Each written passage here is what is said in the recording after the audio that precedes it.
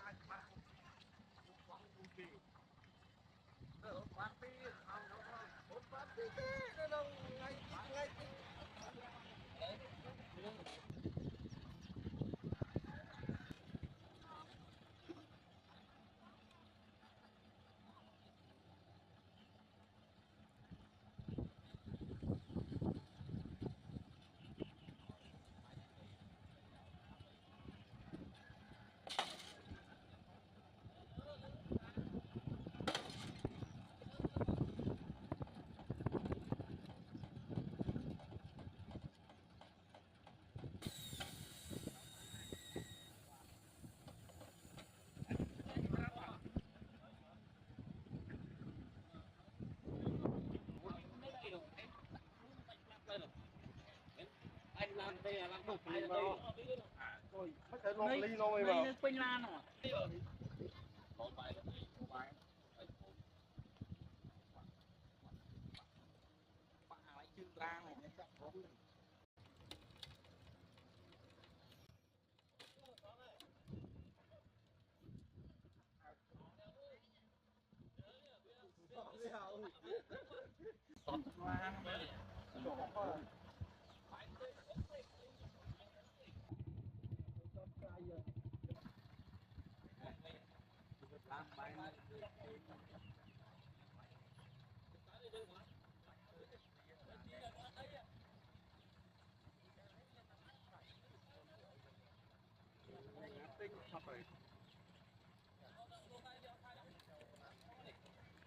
tính có thấy bóng phun thì cũng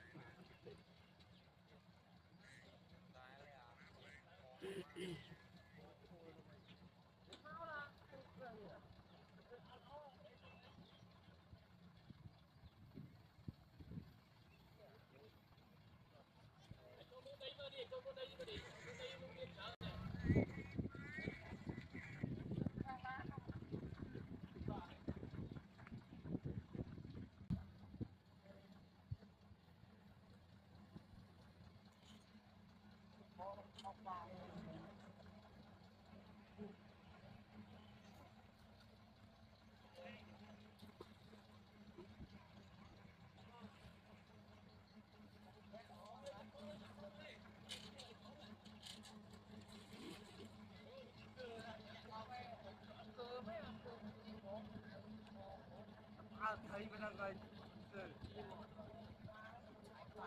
giờ chạy khó à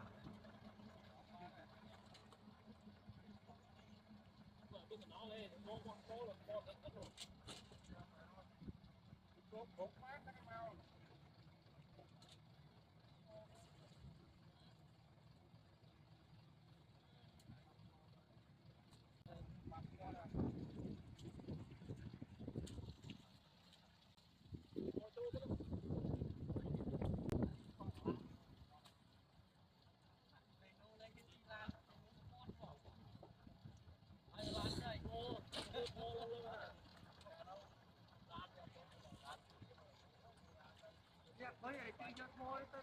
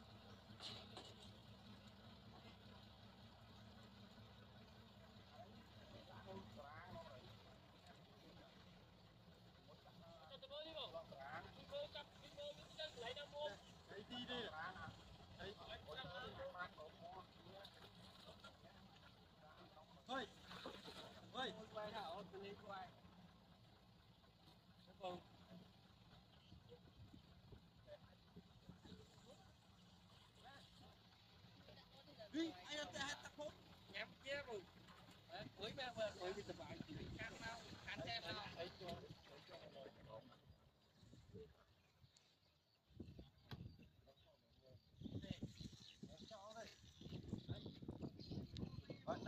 ráng nó mà cô thốn này mà ai có thốn mà lô lô máu thấy rồi cô thủng nó mất tầm 1 tiết tầm mà làm tinh tiết cái nâng tục nâng tiết một lại nó thì mình màu nó nó nhẹ rồi nhẹ rồi cơ bản nhẹ nên là ít quay tích lớn và ít nhá ít mất chất nhá thốn quay cũng quay tích on là ít nó tích một ít muối được bao anh muối ba mà lúc quay thốn ba vượt anh quay đây bán quay tay phải nó chênh làm như viên máu như cái bán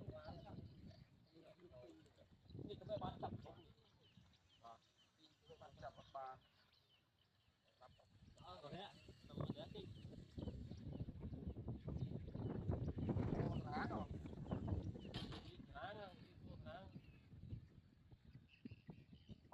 bắt thủng này nới đi có bắt thùng này có bắt thùng này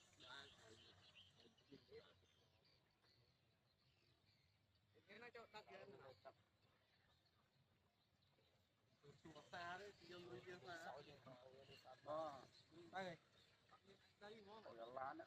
chua xa đi.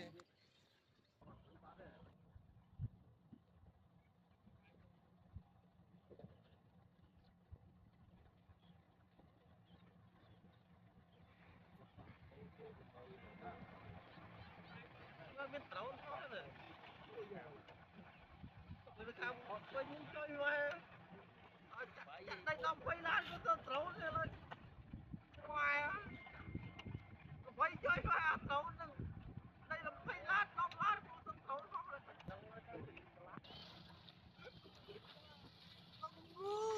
trấu lớn quá. Mong lối đi. Cái này đi đâu rồi?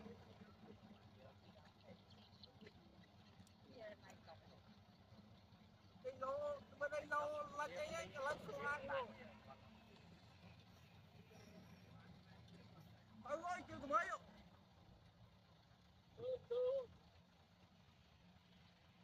Chưa chưa tụi mới. Ơi chưa tụi mới rồi, sắp sắp rồi. Ơi, anh đây cho nha.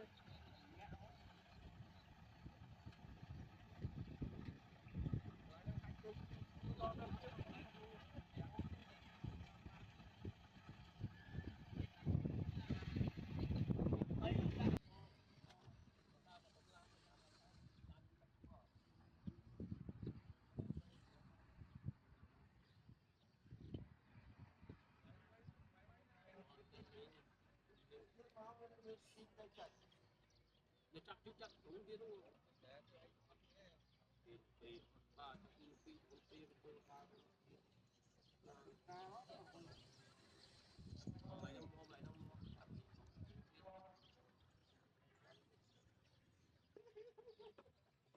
Mở lùi ấy, thì ai biết rồi. Lại ngại coi mà. Chỉ một vang thôi.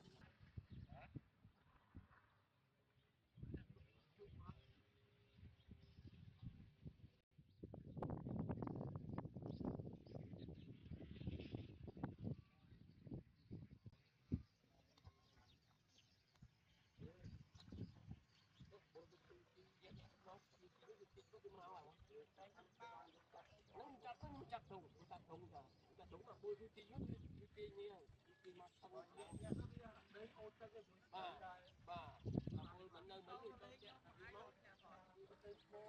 người mất tiền lư mà hỏi để chi con bôi mà đây mình bên đây đi lấy tiền có được tiền nơi đây bắt chui kia bắt chui cái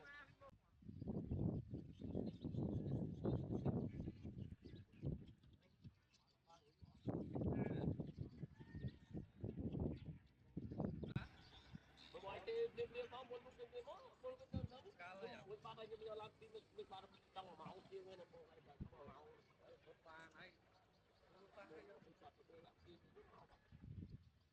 xong cho bạn cho làm cái máu này rồi bạn một tiếng rồi thu lại đấy đã thường vẫn quá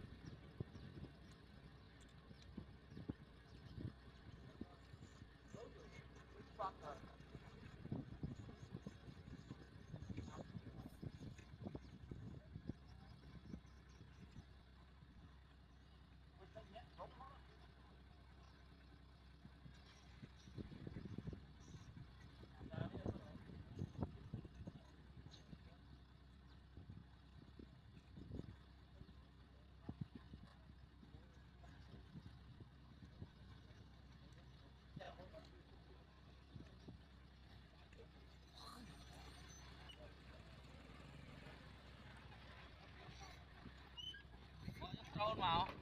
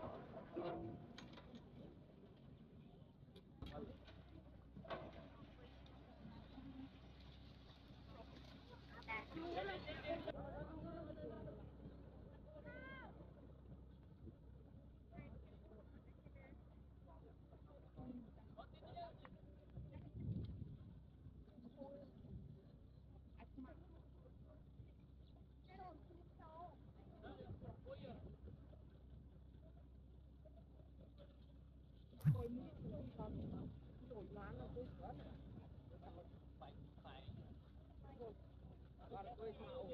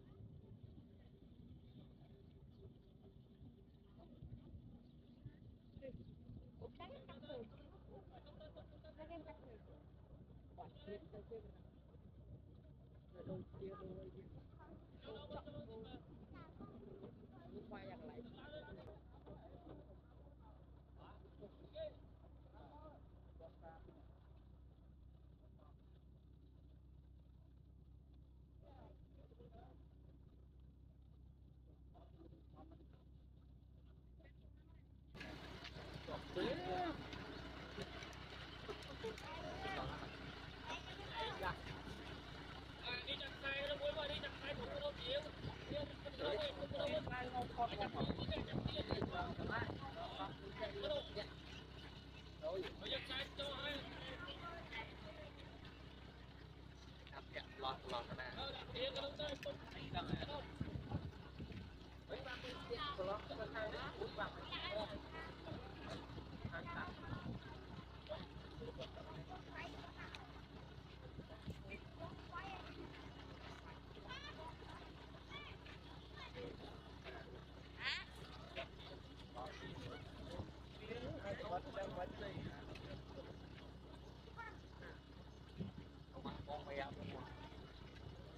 Ghiền Mì Gõ